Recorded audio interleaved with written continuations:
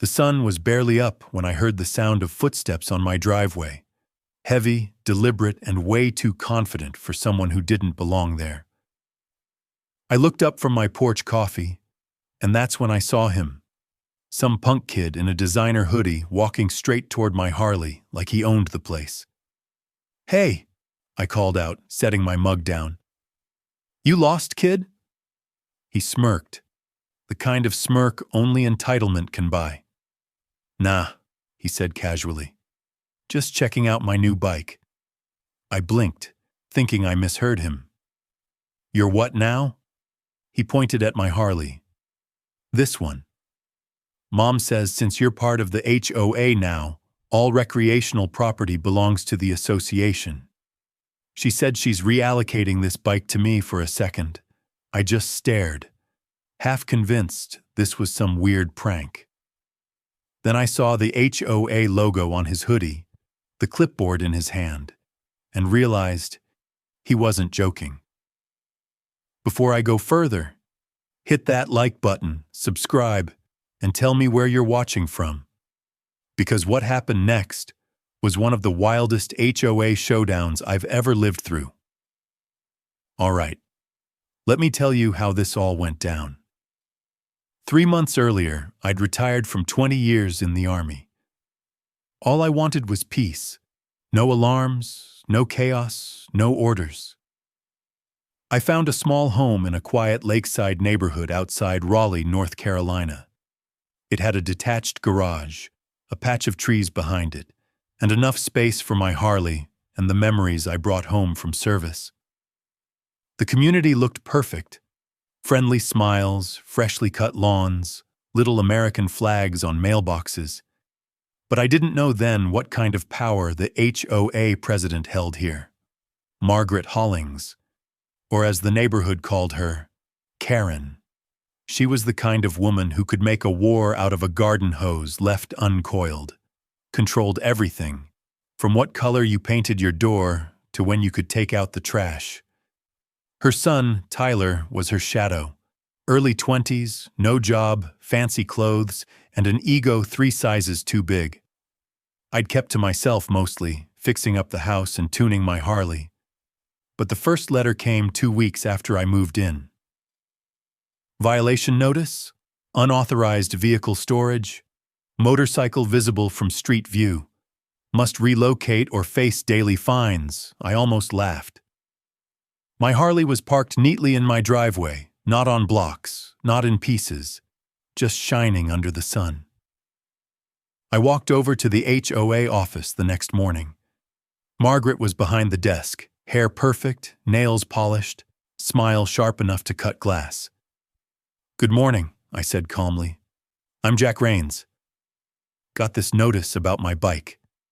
She looked at me over her glasses. "Yes, Mr. Rains. Motorcycles are classified as recreational vehicles. HOA policy states they can't be stored in driveways." "Stored?" I repeated. "Ma'am, that's not storage. That's where I park." Her smile didn't move. "You can request a special exemption, but it's unlikely to be approved." I nodded slowly. "All right, then I'll park it in the garage." Her grin softened, satisfied she'd won. See? That wasn't so hard, but I didn't like her tone. The kind people use on soldiers when they think we've been tamed. Weeks passed. I ignored her gossip, the side glances, and the anonymous complaints about noise, even though my bike was off by 6 p.m. every ride. Then one afternoon, I came home to find a boot lock on my Harley's front wheel. Bright yellow. HOA property tag. I stared at it for a full minute, heat rising in my chest. Then I marched straight to the HOA office again. Margaret was there, sipping her tea like nothing had happened. "Mr. Rains," she said sweetly. "Problem?" I set my phone on her desk, playing the security footage from my garage camera, her son Tyler, placing the boot and laughing. "You want to explain that?" I asked quietly. Her face barely twitched. "My son was acting on HOA authority. You were warned. You trespassed in my garage. Your property is under association jurisdiction, she said smoothly. Technically, that's shared space. I took a deep breath. The Army taught me restraint. Never fight a battle you haven't prepared for. So I walked out without another word. That night, I emailed my lawyer, a buddy from my last deployment, who now worked with the state attorney's office. Sent him everything. The videos, the notices, the bylaws. He replied in one line, "Don't touch the boot. Let them dig their own hole. I'll handle it." 2 days later, Tyler came swaggering down my driveway again, this time with 2 friends. "Hey, old man," he called out. "Mom says you owe storage fines. We're here to collect the Harley." I looked up from my workbench. "You're out of your mind," he grinned. "You can pay or we tow it. Your choice." That was the moment something in me snapped. Not anger, just a calm, focused resolve I hadn't felt since active duty. "Tell your mom," I said slowly. "If she or anyone touches my bike again, it becomes a felony. I've already involved the state attorney." His smirk faltered. "Yeah, right. Try me." He laughed nervously and waved me off, but I could see the uncertainty in his eyes. He wasn't used to people calling his bluff. That night, my lawyer called. "Jack, we pulled their charter. That HOA's been operating illegally for 2 years. Expired registration, misused funds, fake bylaws. State's opening an inquiry." I just smiled. Guess it's showtime. But before the hammer dropped, they tried one last stunt. It was a Saturday morning. Quiet, clear skies, coffee on the porch. That's when 3 police cars rolled up. Lights flashing. Tyler was there, waving his arms dramatically. "That's him. That's the guy who stole my bike." I exhaled slowly, standing up. "Morning, officers," I said. "Mind telling me what this is about?" One of them looked apologetic. "We got a report of vehicle theft. Said you took this young man's motorcycle?" I gestured to the Harley sitting in my garage, covered in dust and Army decals. "That's mine." "Got the papers right here," Tyler stepped forward. "He forged those. My mom said the HOA seized it because he didn't pay his dues." The officer frowned. "Ma'am's name?" "Margaret Hollings," I said calmly. He scribbled something on his pad. Then his radio crackled. After a moment, he looked up. "Sir, dispatch just confirmed. There's an active state investigation on the Hollings HOA. You're clear." Tyler froze. "Wait. What?" The officer turned to him. "And you, son, are under suspicion of trespassing and filing a false report." "What?" "No, my mom, she said..." But it was too late. Another cruiser pulled up. This time, someone I recognized stepped out. My old Army buddy, now a state attorney investigator. "Morning, Jack," he said, smiling. "You weren't kidding. They really called the cops?" "Sure did," I said. "Guess they didn't check their email." He turned to the officers. "I'm with the state attorney's office. Mr. Rains has been cooperating with an ongoing fraud case involving the Hollings HOA. We'll take it from here." Tyler's jaw dropped. "Fraud?" My friend looked him dead in the eye.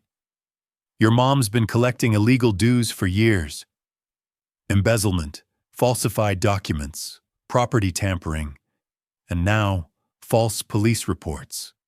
You might want to call a lawyer." The color drained from his face. "Sir," one officer said, "should we detain him?" "Not yet," my buddy said. "But we'll be issuing warrants by tomorrow." Tyler stammered something about misunderstanding, then bolted toward his car and sped off.